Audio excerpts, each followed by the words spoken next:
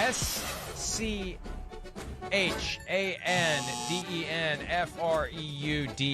Schadenfreude. It's when you enjoy someone else's misfortune. Like anyone who enjoyed that you lost your spleen would have been exercising Schadenfreude. Yes, they would be.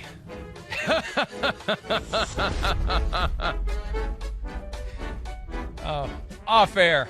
I was wondering. I was like, wait, when did that happen? Yeah. It didn't. It was anything you say can and will be used against you in a court of law or on TV. I've yet to learn that after all these years. Oh well. All right, goats in a bad way time. Now that we know how to spell and say Schadenfreude and what it means.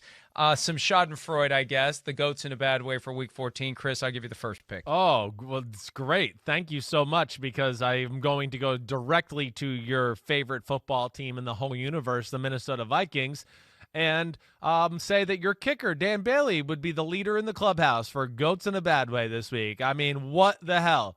You got one job, kick the damn ball through the 2 yellow sticks. Holy crapola, Batman. I mean, 0 for 4 on kicks. You kick the ball 4 times, 0 for 4, lose a game 26-14. It was 3 field goals and 1 extra point, right, Mike? I got that right, I'm pretty sure. I know you were watching closely and dying with the Vikings there on Sunday. No, I didn't care. I know. I picked the Buccaneers to win. I wanted to be right. I was right. But that was horrible. And yes, for them dominating the football game early on, the fact that he didn't give them points and give them that little cushion early on and confidence and the boost and everything like that were a huge aspect in why Tampa came back easily and Minnesota never really built the lead they should have with the stats and the way they moved the ball. Well, I knew that you would make that pick, and if I had made that pick, I know what your pick would have been. It's our new favorite actor from the 1980s football movie genre. Damn you. Nick Mullens of the San Francisco 49ers. Look, it's just over. And I don't know if you texted your guy Kyle Shanahan yesterday and told him it's over. Maybe he doesn't need the nudge. It's over. Not that C.J. Beathard is dramatically better, but they got to do something to hold this together until Jimmy Garoppolo returns. You and I both thought there was a chance the 49ers could get hot down the stretch. When we expect them to lose after a rough game, they tend to turn it around. I was stunned that game wasn't more competitive from their perspective. But, look, Nick Mullens isn't the answer. I don't know that Jimmy Garoppolo is the answer long-term. Nick Mullens definitely, Chris, is not the answer. No, definitely not the answer. He serves up plays for the other team, time after time after time. There's a number of games this year you can look at it and go, Nick Mullens is the reason they lost. There's no other reason. He's the reason. And that was a game there the other day where, listen, we talk about Carson Wentz and understand the game, right, and manage it and know who you're playing on the other side. If he was willing to and just protects the football, they're going to win that game. They can win that game 13-10, 13-9. Washington couldn't move the ball at all. They couldn't do anything either. But the defense was constantly, the Washington defense constantly, made plays because of Nick Mullens' fumbles, interceptions, whatever, and it's just set up for easy scores. So, yeah, I'm with you. I mean, it's to the point to where I just look at it, I don't know how you can really throw Nick Mullens out there again. The team has got to look at him between the mistakes and big moments and then the easy missed throws in the competitive part of the football game to go, wait, I don't know if this guy's the right guy. I don't think we can get it done with him. And, so I'm mad you picked him because I wanted to say it, but I said it anyway, so it's good. You got to say it. You at least got to say it. Who do you have next? Who do you want to say something bad about next? Well, I think that, in the game that nobody wanted to win, right? It was like, hey, we're the Falcons and the Chargers. We like to lose games in really cool ways. You win. No, you win. You win. You win. I just shocked by Matt Ryan's end of the game performance. He throws 3 interceptions in the day, but 2 of them come on the last 2 drives of the game. Get down there. They're getting close to field goal range. Interception. Now, luckily, Justin Herbert throws one and gives it back to them, but then they get down there again and they're in field goal range, and he throws some pop-up out route to the right, and it's an easy interception for Mike Davis. And then Justin Herbert throws a laser down the field, and they're in field goal position, and they win the game. But in the game in which, hey, we are the 2 teams that try to find ways to lose every week, Matt Ryan, he's the one guy I would go, wait, he's not going to make that mistake. It won't be him.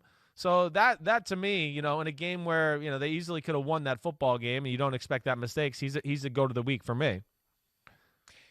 I got to go with your guy, John Gruden, for mine. Not because of what happened on Sunday, although they lost and they're done from a playoff perspective. The idea of firing the defensive coordinator on the night after a game when you play a game on Thursday night, it feels a little scapegoaty to me. It feels a little, let's not have anyone scrutinize what I may not be doing right on my end of the ball. Let's blame someone else for what's gone wrong. And I feel like maybe they're shifting now that they are on the brink of their third failed season. And if you don't make it to the playoffs, it's a failure. Gruden's been back for 3 years now. It's amazing. It's already been 3 years. It's going to be 0 for 3 in the ultimate pass-fail. Did you make it to the playoffs?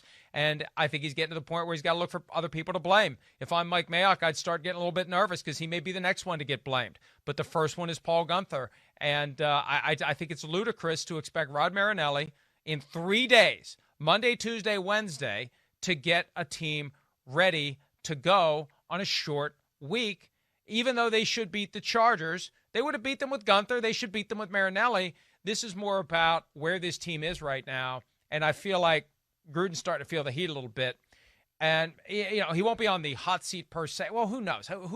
With Mark Davis, who knows? Mark Davis may employ him for every game of that 10-year contract that he signed a few years ago.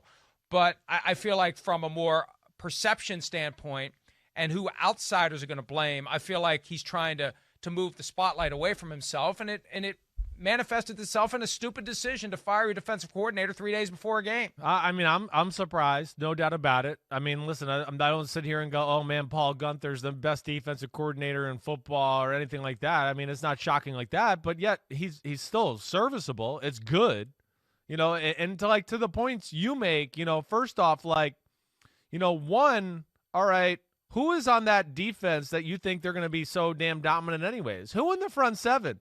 Most just Johnny Common fan who watches Sunday football and doesn't really pay attention to idiots like you and me all week or read Pro Football Talk. I bet you a lot of them couldn't tell you anybody who starts on the front seven for the Los Angeles Raiders. So what makes you that's to me where I'm like, well, what makes you think that was supposed to be better? And then I've had, friends and people go, well, their defense it hasn't been good lately. Okay, yeah, the Kansas City Chiefs moved the ball on them. Shocker. They moved the ball on everybody. Historically great defenses, they still move the ball. The Falcons lost where they got blown out. That wasn't the defense's fault. The offense repeatedly just screwed the game up. The defense actually played pretty good. They can only hold the fort down for so long. And then, the Jets game wasn't great. So I'm with you, man. I'm shocked. I really am. I'm surprised by it all. Let's see. I got one more pick, right? I think you got one more. I think I got to go back. I'm going to go to the Giants, New York Giants offensive line here this week. The whole group across the board. That was just a shellacking. Well, what I saw there. I mean, one, the pass protection, the 8 sacks, and not that they were like 8 sacks where you're like, oh, wait, the quarterback didn't see that guy or he should have known he was hot. What a dumb quarterback. No, it was just the O-line getting their butts whipped constantly, across the board. And I can't really even sit there and tell you one guy because I was watching that game on Sunday. It was a little bit of everybody. Hassan Riddick seemed like he got his 5 sacks. He got it, I think, against 3 different people. So, the way the run game looked, they were just totally dominated up front, which is a shock because the Giants' O-line had been playing so well lately. But Daniel Jones, his inability to move either, maybe that compounds it, but you'd think that would make the offensive line be a little bit more on their P's and Q's in a week like that. But it was just bad all around. Look, the Giants were asleep last week and got their butts whooped in the trenches.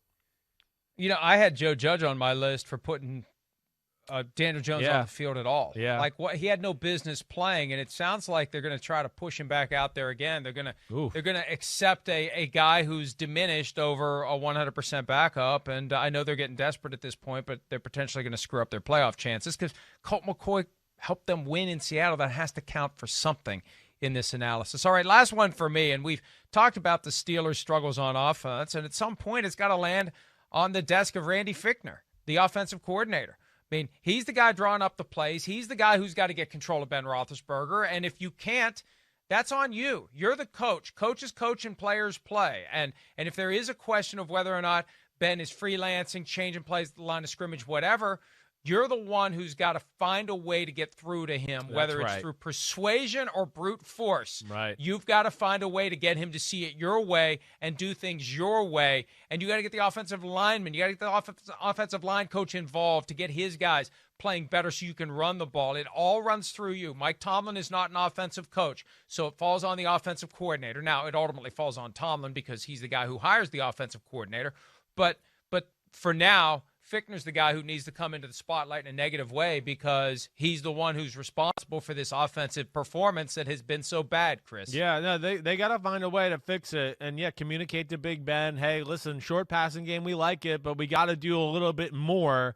And they got to sell that to him, whether that's Mike Tomlin and Fichtner together to both make that type of conversation and really just frame it around, hey, we can't do what we're doing if we want to win the Super Bowl. We got to expand this or change things up a little bit, and hopefully they can. Hi, I'm Mike Tirico, and thanks for watching. Make sure to hit subscribe for the latest news and highlights from NBC Sports.